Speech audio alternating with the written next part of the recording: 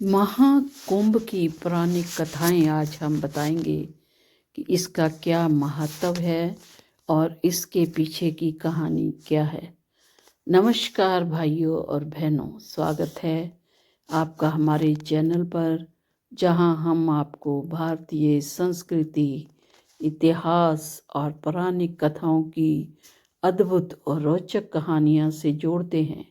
आज हम आपको ले चलेंगे महाकुंभ की उस पावन यात्रा पर, जहां अध्यात्म, श्रद्धा और दिव्यता का अद्भुत संगम होता है।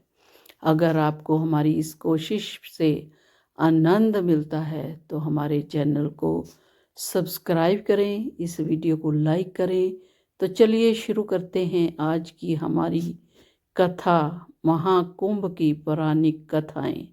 कथा की शुरुआत, महाकुंभ का महत्व क्या है। दोस्तों, महाकुंभ केवल एक मेला नहीं है, यह भारत की आत्मा का उत्सव है। हर 12 वर्षों में जब सूर्य, चंद्रमा और बृहस्पति की विशेष युति होती है, तब हमारे देश में यह अलौकिक आयोजन होता है। महाकुंभ का जिक्र न केवल हमारे पुराणों में मिलता है, बल्कि यह हमारी सनातन परंपरा का भी धरोहर है, जो हमें हमारे ऋषि मुनियों और देवताओं की कहानियों से जोड़ती है। महाकुंभ का नाम सुनते ही हमारे मन में 4 पवित्र स्थानों की छवि उभरती है: हरिद्वार, प्रयागराज, उज्जैन और नासिक। इन चारों स्थानों पर आयोजित होने वाला महाकुंभ धर्म, आस्था और प्रकृति का अद्वितीय संगम है। लेकिन क्या आप जानते हैं इसके पीछे की पौराणिक कथा क्या है? आइए इस कथा को विस्तार से जानते हैं। समुद्र मंथन और अमृत की कथा। कथा की शुरुआत होती है सृष्टि के प्रारंभिक काल से, जब देवता और असुर अमृत की खोज में थे। देवताओं और असुरों के बीच अमरता प्राप्त करने के लिए एक महान प्रयास हुआ, जिसे हम समुद्र मंथन के नाम से जानते हैं। समुद्र मंथन के लिए मंदराचल पर्वत को मथनी और वासुकी नाग को रस्सी के रूप में प्रयोग किया गया। भगवान विष्णु ने कश्यप अवतार धारण करके पर्वत को संतुलित रखा। मंथन से अमृत का कलश प्रकट हुआ, जिसे देखकर देवता और असुर दोनों ललायित हो उठे। लेकिन समस्या तो यह थी कि अमृत के बंटवारे से देवताओं और असुरों के बीच झगड़ा हो सकता था। ऐसे में भगवान विष्णु ने मोहिनी रूप धारण कर अमृत का वितरण शुरू किया। देवताओं ने अमृत पी लिया, लेकिन असुरों को कुछ नहीं मिला। इस घटना से असुर क्रोधित हो गए और अमृत के कलश को हथियाने की कोशिश की। अमृत कलश की रक्षा और कुंभ का जन्म कैसे हुआ? तो असुरों ने अमृत कलश को देवताओं से छीनने का प्रयास किया। इस संघर्ष के दौरान अमृत की कुछ बूंदें धरती पर 4 स्थानों हरिद्वार, प्रयागराज, उज्जैन और नासिक पर गिरी। यही 4 स्थान महाकुंभ के लिए पवित्र माने जाते हैं। पौराणिक मान्यता के अनुसार जहाँ अमृत की बूंदें गिरी, वहाँ वह भूमि पवित्र हो गई और उस स्थान पर स्नान करने से मनुष्यों को पापों से मुक्ति मिलती है। इसलिए इन 4 स्थानों पर महाकुंभ का आयोजन होता है। दोस्तों, महाकुंभ केवल एक धार्मिक आयोजन नहीं है, बल्कि यह आत्मा की शुद्धि का पर्व है। यह आयोजन हमें याद दिलाता है कि हमारा जीवन केवल सांसारिक सुखों तक सीमित नहीं है, बल्कि हमारी आत्मा को शुद्ध करना और मोक्ष की प्राप्ति करना ही हमारा अंतिम लक्ष्य है।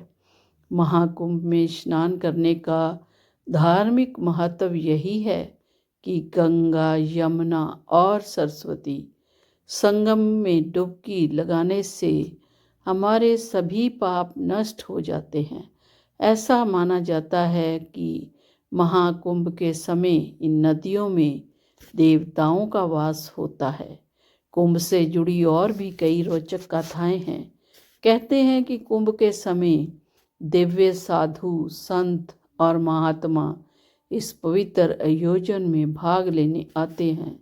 उनके दर्शन और उनकी कथाएं सुनने मात्र से ही जीवन धन्य हो जाता है। एक अन्य मान्यता के अनुसार महाकुंभ का आयोजन केवल धर्म के प्रचार प्रसार के लिए नहीं, बल्कि सनातन धर्म की परंपरा को जीवित रखने के लिए भी किया जाता है। यह आयोजन समाज को एकता, शांति और प्रेम का संदेश देता है।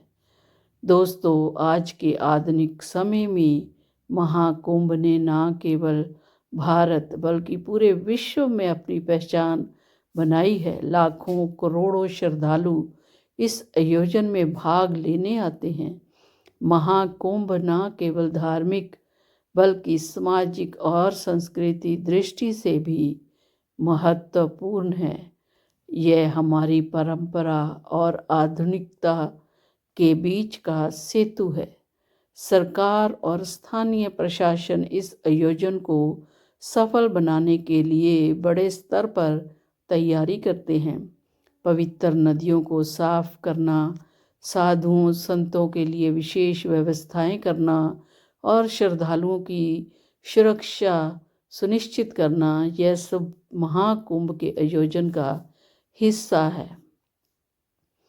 तो दोस्तों, यह थी महाकुंभ से जुड़ी पौराणिक कथा और इसके महत्व की चर्चा। मुझे उम्मीद है कि यह कहानी सुनकर आपको महाकुंभ के धार्मिक और आध्यात्मिक पहलू को समझने में मदद मिलेगी। अगर आपको यह कथा पसंद आई हो तो कृपया इस वीडियो को लाइक करें और अपने दोस्तों और परिवार के साथ शेयर करें। हमारे चैनल को सब्सक्राइब करना ना भूलें ताकि आपको ऐसी और भी रोचक कथाएं सुनने को मिलती रहें। अब मैं आपसे विदा लेती हूँ और धन्यवाद दोस्तों। गंगा मैया की जय। जय हो सनातन धर्म की। और साथ ही मैं ये बताना चाहूँगी कि महाकुंभ सबसे पहले कब और क्यों लगा था। कुंभ से जुड़े ये रहस्य आप नहीं जानते होंगे। महाकुंभ आस्था, संस्कृति और करोड़ों श्रद्धालुओं की आस्था का संगम है। महाकुंभ का आरंभ 13 जनवरी से होना जा रहा है। इस साल लगने वाला महाकुंभ होगा जो 144 साल बाद लग रहा है।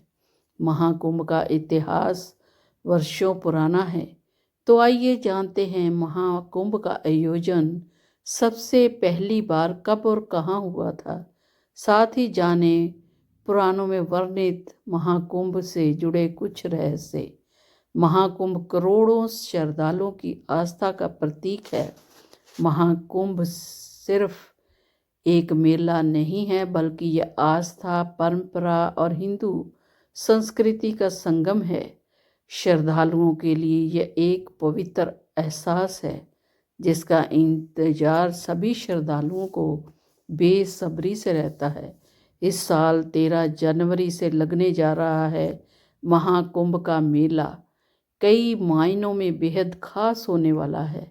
इस बार 144 साल बाद महाकुंभ लग रहा है। सरल शब्दों में समझे तो 12 साल लगातार 12 वर्षों तक लगने के बाद पूर्ण महाकुंभ लगता है, जो 144 साल बाद आता है। महाकुंभ का आयोजन इस बार प्रयागराज में हो रहा है। इस बार महाकुंभ में कुछ खास होने वाला है। इसके बारे में तो आप सभी जानते ही होंगे, लेकिन क्या आप जानते हैं कि महाकुंभ का इतिहास वर्षों पुराना है। महाकुंभ से जुड़े कई ऐसे रहस्य हमारे ग्रंथों में छिपे हुए हैं जिन्हें उजागर करना जरूरी है। तो आइए जानते हैं महाकुंभ से जुड़े कुछ रहस्य, साथ ही जानते हैं ये कब और कहाँ सबसे पहले हुआ था महाकुंभ का आयोजन।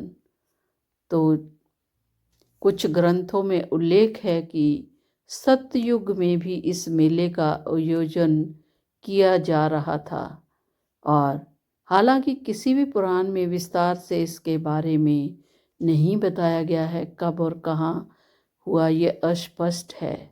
लेकिन कुछ ग्रंथों में बताया गया है कि कुंभ का मेला आयोजन 850 साल से भी ज़्यादा पुराना है।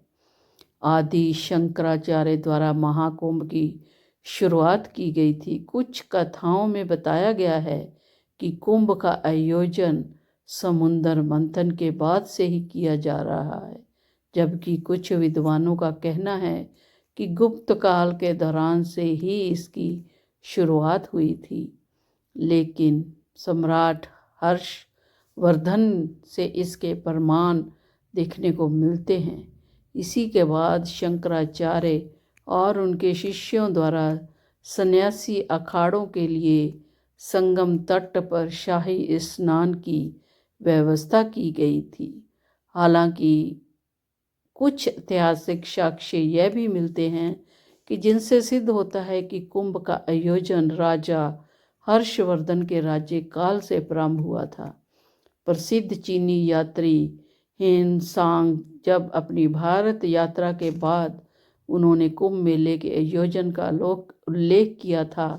इसी के साथ उन्होंने राजा हर्षवर्धन का भी जिक्र किया है। उनके दयालु स्वभाव के बारे में भी उन्होंने जिक्र किया था।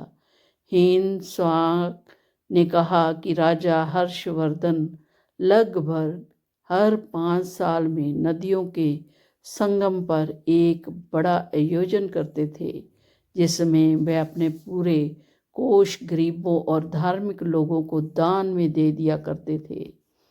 तो समुद्र मंथन में भी इसके बारे में शिव पुराण, मत्स्य पुराण, पद्म पुराण, भविष्य पुराण समेत लगभग सभी पुराणों में जिक्र किया गया है।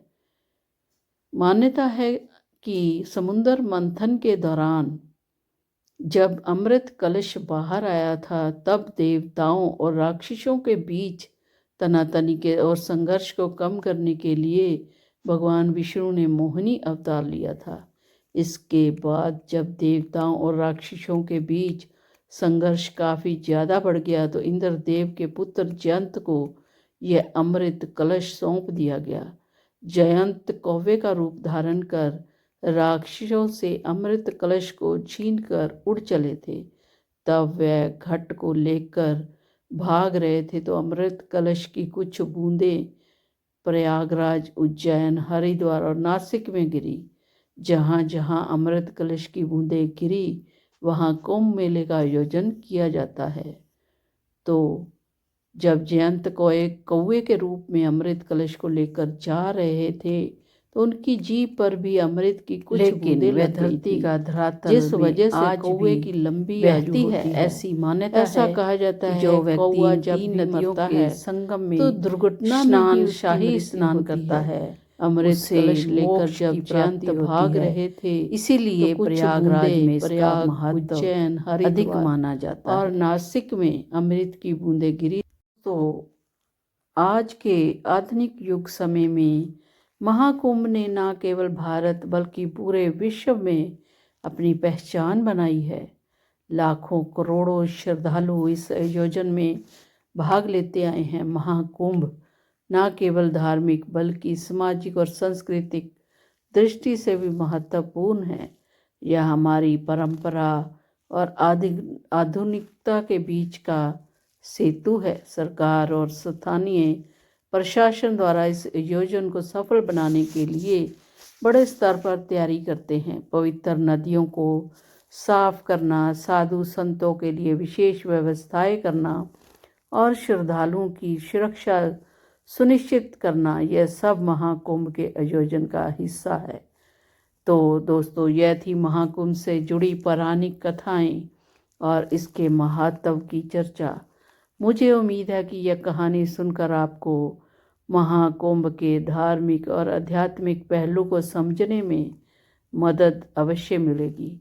अगर आपको यह कथा पसंद आई हो तो कृपया इस वीडियो को लाइक करें और अपने दोस्तों और परिवार के साथ शेयर करें। हमारे चैनल को सब्सक्राइब करना ना भूलें ताकि हम आपको ऐसी ही और रोचक कथाएं सुनाने को आते रहें। अब मैं आपसे विदा लेती हूँ। धन्यवाद। जय गंगा मैया, जय गंगा मैया, जय सनातन धर्म की जय। बोलो शिव शंकर भगवान की जय। बोलो विष्णु भगवान की जय।